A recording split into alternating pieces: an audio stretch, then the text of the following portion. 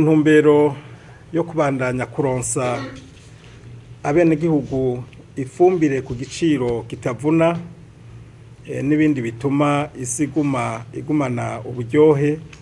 Ubushikiranganje bw'uburimyi, ubworozi n'ibidukikije bwashaka kumenyesha abarimyi ibi bikurikira.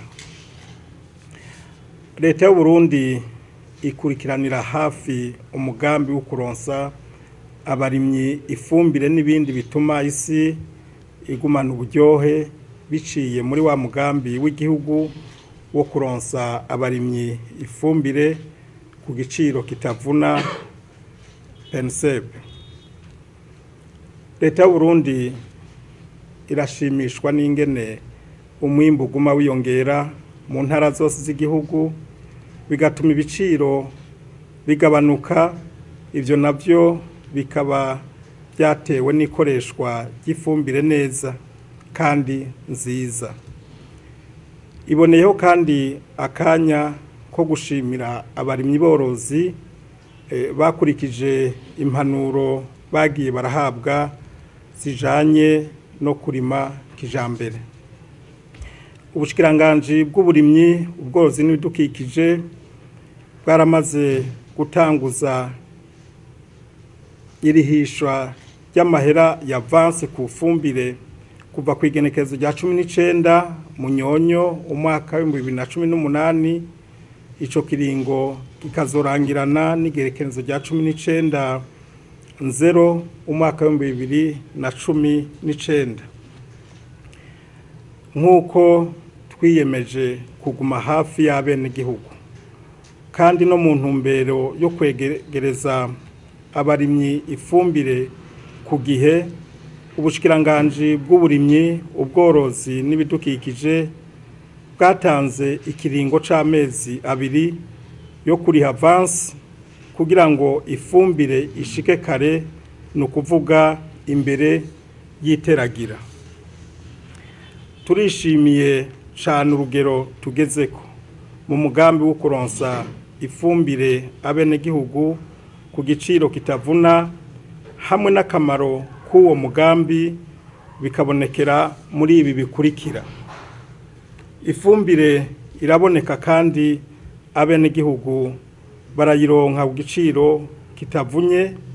Twavuye ku matoni 7 mu mwaka w'2012 tukaba tugeze ku matoni 50,000 mu mwaka wa 2017. Abarimyi baguma biyongera mu kwitaba uwo mugambi. Aha twovuga mu mwaka wa 2012 yari imiryango 200,000, ubu tukaba dushitse kuyirenga 800,000 batanga uburyo bugera ku bice 60% mu kugura ifumbire. Umwimbu wariyongereye mu ntara zose. Ibiciro ubu byaragabanutse kandi biguma bitaduga ku bifungurwa byose.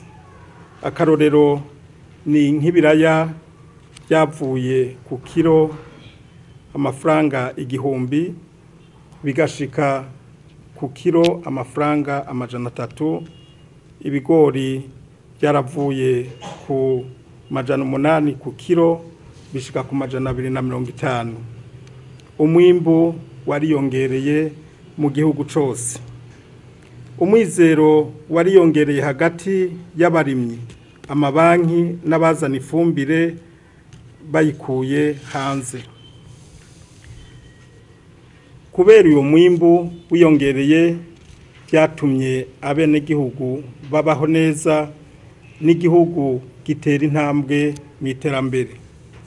Akazi karabonetse n'amahera ariyongera hagati mu gihugu biciye mu rudandazo rw'ifumbire n'ibindi bifasha kugira ngo isi igumana uburyohe. Turashima utwigoro twa leta y'u Burundi twibonekeza mu gushigikira uwo mugambi, ivyo bigahesha iteka igihugu. Naho ibiciro bigenda birahindagurika bivuye ku mahera y'agaciro leta y'u Burundi yama igira kigoro kadasanzwe kugira ngo ibiciro bigume hahandi biciye mu korohereza abenegihugu. Nico gituma ibiciro bitavuna umurimyi kandi bitaduga nk'uko twabibonye. Ariko kubera iryo hindagurika y'amahera y'agaciro hamwe n'ingene ibiciro byaduze mu mahinguriro dukuramo ifumbire, ibiciro bigiye kumera uku gukurikira naho bitaduze cyane. Igiciro ikiro c'ifumbire ya DAP cagugwa 1,200 ubu kigiye kuja ku 1,360. Ikiro cayire cagugwa 1,040 ubu kizogugwa 1,076. Igiciro c'ifumbire NPK ku kiro cagugwa 1,080 kizogugwa 1,176. Ikiro c'ishwagara imwe ivura ubukarihe bw'isi ariyo doromi cagugwa ku kiro 120 ubu kizogugwa 160. Ubushikiranganje bw'uburimyi ubworozi n'ibidukikije buramenyesheje abarimyi borozi ko leta izobandanya umugambi wo kuronsa ifumbire abenegihugu ku giciro kitavuna n'ibindi bifasha kugira ngo isi igumane uburyohe, kandi irabijeje ko ivyo bizoguma bihari ku rugero rukwiye kandi iyo fumbire ikazoguma ari nziza. Tuboneyeho n'akaryo ko gusubira kumenyesha abarimyi ko ikiringo cyo kurihira ko vansi catanguye nk'uko twabivuze ku igenekerezo rya 19 Munyonyo umwaka wa 2018 kikazorangira ku igenekerezo rya 19/0 umwaka wa 2019.